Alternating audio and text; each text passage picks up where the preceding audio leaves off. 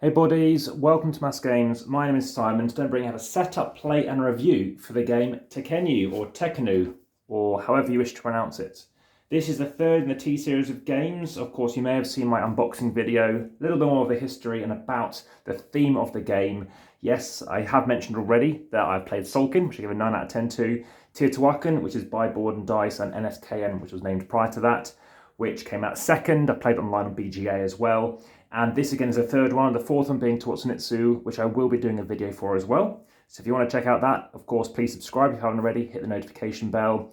And I'll be telling you about this game. Now, you might notice the game is completely set up. In fact, this is the finished state of the last game I played yesterday. And it's very rare. In fact, I think it's the only time I've got a completely finished board when I'm giving a demonstration. By all means, I can maybe stick at the end of the video, do another video if you want to literally see how I tend to do it, which is me opening the box, laying everything out and seeing where everything goes. I will be going through that in this video. I do hope I don't forget anything. Check out the comments as well, and I do reply quickly if there's anything you feel I've missed. If you're watching this is a heavy Euro, or it's regarded as heavy. It's the heaviest game I've taught. It's also the heaviest game that I own at a 4.09 complexity. I have watched that complexity going up on Board Game Geek. And aside from that, check out the description for obviously more notes as well. You can also support the channel via Patreon. Yes, I am not using a separate microphone. This is the 4K camera's mic.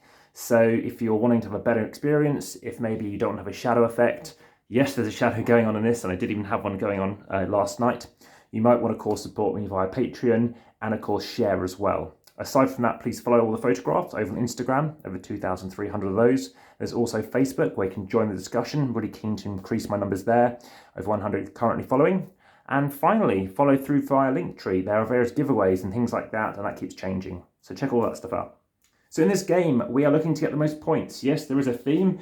We are in ancient Egypt, and in ancient Egypt, there is a god that we are looking to obviously satisfy and get the most points for. So we're trying to get the most victory points. And to do that, we need to do various different things. I may have mentioned there are 16 rounds to this game. And first and foremost, you're going to take your obelisk of your sun, which rattles for some reason.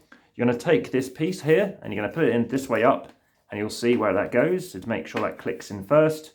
And then you're going to line this up to wherever you wish as an arrow over on this corner of the board. Last night we happened to set up here. So that's going to go there. As you can see, it will now start moving. Now, if you wish to, I recommend doing it now. You're now going to place out from here 1, 2, 3, 4, and this is to do with when you're going to be doing some scoring phases. I'll explain when you move this and when you're going to be scoring in due course. You will be scoring though after the 8th round and the 16th round. So you're going to take out your markers, and this represents the first scoring phase, and this one represents the second. Why? Because it's 2 timers. I think personally having some sand in it can be a bit confusing, but that would go there as an example. You also notice in this bag, I tend to baggy things up, and I tend to actually add some more bags. I've added more bags to this particular game, and that's because every start player takes 1 scribe, which I'll talk about, and 1 gold, which I'll talk about. Gold's very easy, it's a wild. So in this game, you're trying to get the most points. It's a game whereby there's dice, so there's some chance, and I will talk about the chance a bit in a moment, but it's a game whereby you're looking to do various different things to improve what you're doing and try and do better and better and better. Everybody's going to take 2 decree cards. They look like this, secretly looking at them, keeping 1, discarding the other. In this instance, I happened to have this one yesterday, gain 3 victory points per technology. These cards over here are technology cards. So I'm trying to gain cards that look like that if I wish to. So that's maybe something I'm focusing towards. In the game yesterday, everyone happened to pretty much focus on their things, and I'll give you victory points at the end of the game. It turned out yesterday, those victory points represented about 1/3 of the total score. So, like I said, you can choose to focus on that, and some of the turns I'll explain what I happen to do. I'll try to avoid strategy, I'll let you discover that, but I might mention a few different things. So please let me know if there's any times you don't want to talk about stuff. I'll put in key times whereby you can avoid that if necessary. So you also need to be rolling dice. You're placing out dice into these zones. This was a 3-player setup, and it's a 1 to 2 player hour game, and you're going to take these dice for each zone, roll them, and you're chucking 2 grey dice back in the bag, unless you're playing as a 4 as an example. Now, these various zones show you where you're going to be placing them. This is the dark side of the obelisk.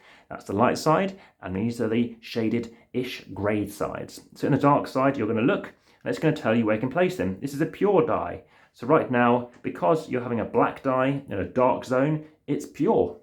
If it's a white die in a white zone, it's pure as well. But if you have a white die in a black zone or dark zone, then it's forbidden. That's basically how to have the logic. If in doubt, follow this. It's much more easier to follow than little cheat sheets. So as you can see, that goes there. If any dice are forbidden, you cannot take them. On your turn, you are going to take a die. You're going to take a die, for example, let's say I take the 4, and you're going to place it over here. Because it's pure, it's going to the pure side of your board. After 2 rounds, you're then going to actually have another die. So for example, I'll just do this now, and let's say I take it from a tainted area. So it's kind of not pure, it's not forbidden, but remember you can't take forbidden dice. I take, let's say I'll take this one. Again, it's forbidden, hence the shield sign, and sorry, tainted, and it's going to go in the tainted side. Currently, my scales are out of balance. As you can see, a 4 over here and a 5 over here. When you take a die, you also can take it as a resource, or you can take it as the action. I'll explain the resources first. So when I take a 4, what I shall be doing is claiming the amount of resources for black. Black represents a certain resource. In this instance, it represents granite. Granite are represented by these tokens, just to the side of the board here, which I put into cup cases, which do not come in the game. And that will now be added to my pile. So I would be collecting 4 granite. My current production will always start at 2 for everything. As you can see, this is a finished game, so normally it will be starting down at 2. And I don't tend to leave reviews until the end, but I do talk about things occasionally, which I will do now. These are not dual layer boards, which means if you lift this up, these will fall through. So just bear that in mind. You shouldn't have to move your board too much, but it can occur. As you can see, this is a big board and it has needed a big size table. So in this instance, I will be collecting 2 granite. So you'll take 2 granite, and there you go. But you will also take the total amount, in which case is 4. Because you've taken too much, you've produced too much. That's not good for you as your civilization, for your population, to honour on gods. So you need to place over here. It's excess. So currently your scales are tipping negatively. Your scales are tipping 7 to 4 minus 3. Why is this important? That's to do with actually your purity, how happy you are. Again, some terms I'm using very generically. I find that's easier than talk about very much obscure or abstracted terms. Ultimately, you're not well balanced. That's all you need to be aware of. So at the end of the mat phase, which is into the 4th phase, which I'll talk about in a moment, then you'll look here and see how you're getting on. And if you're negative, then you are going to be losing victory points. Also, what's going to be occurring is it's going to determine turn order. So you can be over here, but ideally you want to be close to 0 as possible. Okay, so that's about balancing. That's the key part of the game. You're taking dice and placing it here. 16 rounds, you're taking 16 dice. That's the game. It's that straightforward. But what are you doing? So on your turn, you can take the resource, as I mentioned. Instead, you can choose to take from these various locations. If you like, I can refer to them as the hawk, but they do have names. Hawk is in this case, it's quite straightforward. It's Horus. In this case, you can build a statue. Now, I played as Lavender, my last name being Simon Lavender, tend to play purple if I can. You're able to build a statue. That's what I chose to do in my game. In this instance, you can build 1 statue. And what you're going to be doing is, what that represents is honouring a god for you or your people. So what you're doing is you're able to pay a cost. In this case, I'm choosing to take a die from over here. And again, it's going to go in the zone that is, in this case, tainted. So for my second turn, they've all taken their turns. It's going to go over here. And I'm triggering the god effect. I do not get any kind of resources if there happen to be something. I get instead what it is. So in this case, I chuck out one of my statues. I have to pay the cost, the leftmost cost, which in this case is is 4. So if I show you over on this board, it should just be about visible. Might move the table up just a little bit more to show you. So there is a cost down here. So when you have to pay this cost, I'm paying a cost which gets more cheaper as you go along, and then it gets more expensive. So 4, 3, 2, 2, 3, and 4 again. So you're going to be placing this out into one of these zones. At the end of the game and at the scoring halfway through, so there's 2 scoring phases, it's practically identical. You're scoring victory points depending on how many of these are uncovered. The first one is 1, then 3, 6, 10, 15, and 21. That kind of scoring, that triangular scoring, I actually talk about in other videos. So you're doing this, you're going to place it out wherever you like, and where you place it out, you're going to take a bonus. Now for the first few games, you're going to leave these as they are, but there are some randomizing tiles you can chuck in there just to mix things up a bit, which to be honest, I can completely see why they do that. So let's say I want to chuck it into the Panther Zone. So the Panther Zone is also known as Bastet. So I might chuck it out as I've done here, over here, and I get myself either a limestone or a granite. All these resources you'll use for different things. I'll explain to them in a moment. So you're going to chuck it out and place it out there. However, where can you place it out depends on the value of the die you took. So if I wanted to do this, of course, it has to be the relevant thing. Let's just say it happened to be here. Then I have to do this one, which happens to be Ra, in which case I can increase my happiness. Happiness starts at 5. So your population starts at 5. Hence this information here, the population is 3 of them. And happiness starts at 2. And as you can see, it's a droopy meeple. Look at those arms going downwards. Whereas population is very much a classic Carcassonne style meeple over there. Okay, so those are statues. Why are these important? Next time anybody takes a die from one of those zones, you are going to get that bonus. I won't talk about strategy, whether it's a good or a bad thing, but that's something you can look into and explore, of course, in your games.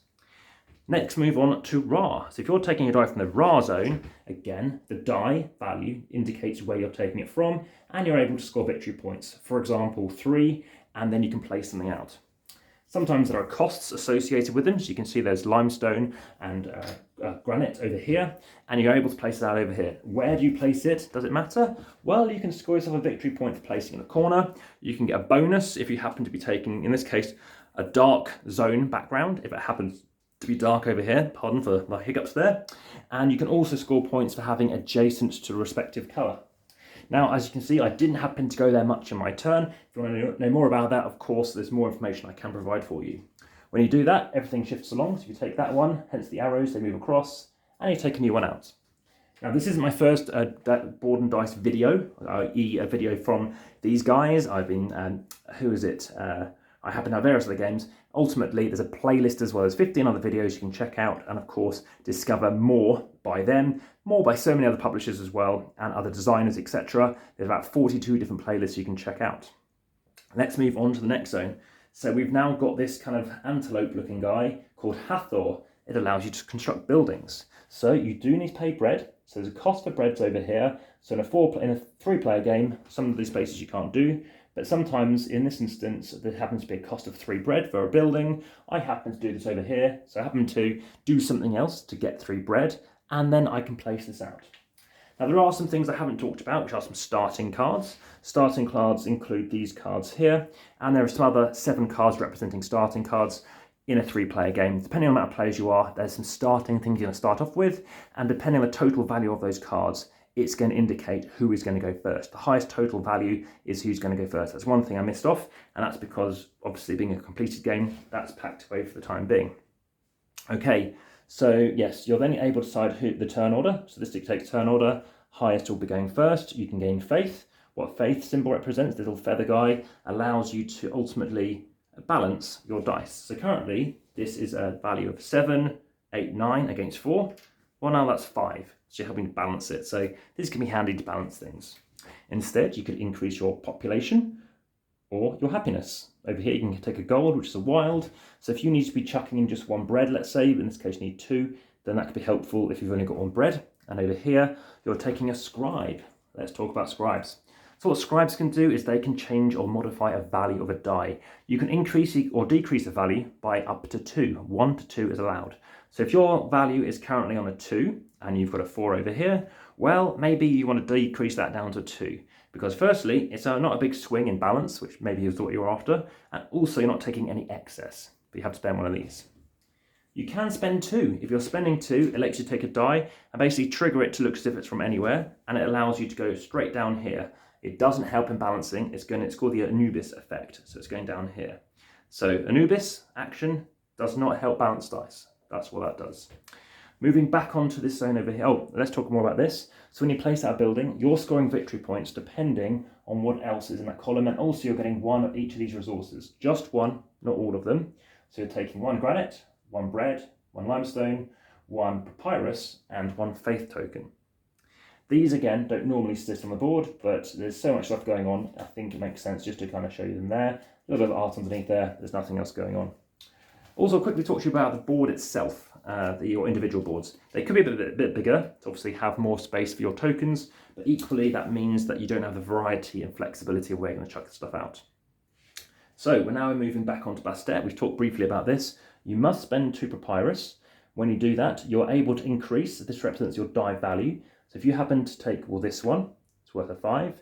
You're able to spend 2 papyrus. You're moving up your happiness by 5, but in this instance, your happiness cannot go past your population, so it's increasing it by 3, and that's all it'll do, and that kind of happened to me a few times in the game. Again, speaking about the luck of the dice, you can only take what's there, unless, of course, you have a scribe to maybe modify it.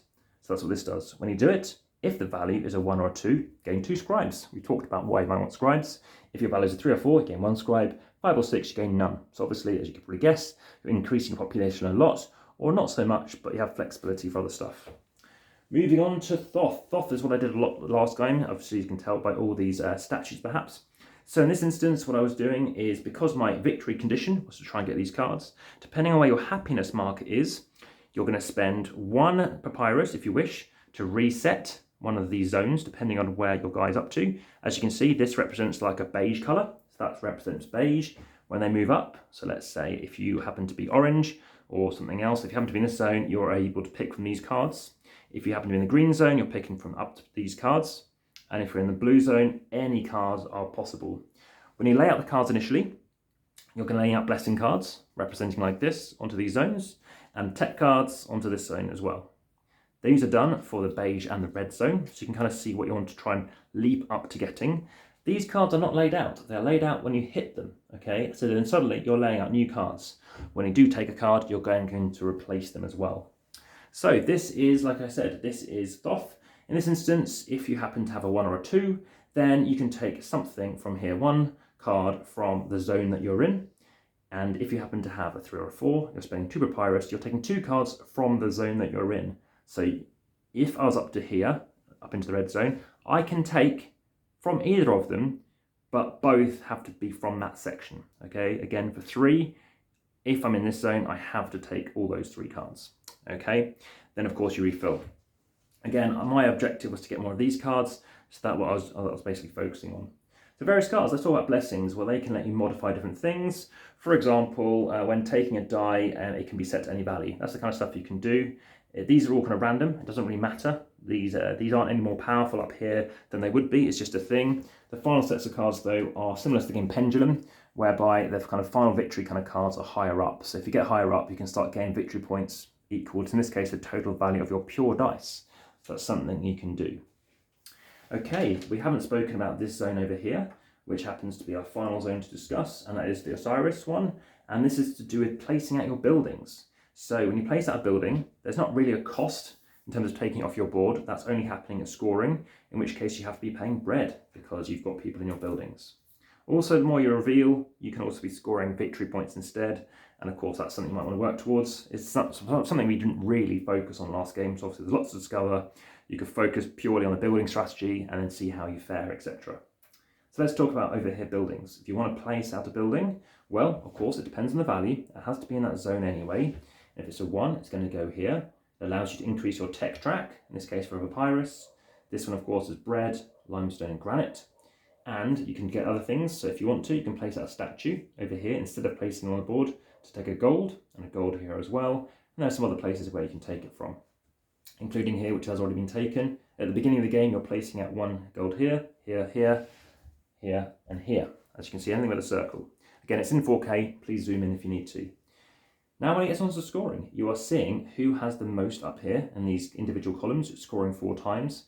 I happen to be scoring 3 victory points at scoring, hence the symbol here, because I'm the highest up this track, okay? Blue happens to score 3, orange scores 3, and orange scores 3 again, because the highest up the track when there is a tie. If there's one with most of them, then they're just going to take those 3 victory points. So further down, what you can be getting is you can be increasing papyrus by 2, for example. You can be also, so this is what you gain. So of course, gaining 2 papyrus, increasing papyrus. Gaining 2 granite, increasing granite by 2. That kind of stuff. So there's different things you want to play around with. So you can see what you're doing. Getting out buildings, getting out statues, going to the temple. As you can see, the temple hasn't really been filled in too much. There are other bonuses you can get for covering things as well. And then of course, you also get victory points over here in a row. So for example, orange is getting 3 victory points times about columns. So I believe that's a score of 6. And then ultimately down here, you're getting your population times by the amount of, in this instance, the amount of dice, the die value that you're taking. Again, nothing ever from Forbidden. So you've taken a die. It's their turn. You've taken a second die. Everyone's taken a second die. Then what happens? We turn this. So that's been 2 rounds. So this will turn 1 position. And now what happens is you are then going to continue doing again. Again, you can now see that this is now in the light zone, so everything will move around. So in this case, this is now okay because it's now tainted. Black is now there, so everything will move around. a third round and a fourth round, and then you have the mat phase. Well, you're now going to have a total of, in this case, let's say 4 dice. We're having a mat phase, so we are going to be moving this. We're then able to do what's known as the mat phase, which is where you're chucking your dice and checking on how well balanced you are. So you are balancing after every 4 rounds, and this is what I talked about, filling in this area over here. After that 4 round, then all these dice go back in the bag. You're also then drawing out new dice. You're drawing out 3 dice and placing them into the shaded zones. So shaded zones will always get 3 dice here, roll them out, make sure they're in the right zones and everywhere else as well. And then again, so then that's the 4th round, 5th and 6th rounds here, 7th and 8th round, and I discussed scoring. So you're checking if you have any negative, well, you might have some negative victory points. If you're still on 0, you can't go below that, which did actually happen in our game. And then what you're moving on to is just checking to see if you revealed enough buildings. Any statues going to give you victory points and other things as well. And then of course doing round 7 and 8, 9, 10, 11, 12, 8, 9, 10, 11, 12, 13, 14, 15, 16, final scoring kicks in here. And then again, you're checking up, doing all the rest of those scores that we've discussed, and of course revealing any decrees that you have. So then checking to see if there's any more victory points. So this is the game. This is the game Tekhenu, my review. Something between current like an 8.3, 8.7, something like that. So very high. My average rating is a 6.3 approximately. And yeah, it's very interesting. Lots of stuff to do. You can't do, well, you could do all of one thing. There's not much you can do of each of them. There are some hindrances. Like I said, if you want to get papyrus, then you need to take resources that die and stuff like that, which means you're not triggering one of the zones. So there's a balance between all of them. Loads of different ways you can go with it. Lots of things to discover. Of course, it doesn't take too long when you get into it, and it's quite straightforward. You just take a die, get the resource, or trigger the stuff. If you haven't got the stuff, you can't do it. So there's not as many options as it looks like. Again, it's the same designer who's made the other T series of games, and Marco Polo and Marco Polo 2 in the Service of Khan, I think it's called. So if you want to check out Sulkin and Teotihuacan, of course, those are other ones, and Tawantinsuyu I'll be bringing you as well. Keen to know your thoughts. Again, comment in YouTube in particular. I think that's the best way for everybody to check out on this. If you are watching on Board Game Geek, please hit the thumbs up. And of course, subscribe to me. You can do that on Board Game Geek and obviously on YouTube. And hopefully you found this of interest. You know, this is a game that can look intimidating. It's a highly rated and heavily weighted game. And there are other videos I've got on the channel by the designer, or at least one of the designers, David Tershi as well. Of course, there will be a second video. We're talking about Osiris for the main designer. Keen to know your thoughts. Lots to explain. We're 22 minutes through. Back to the table.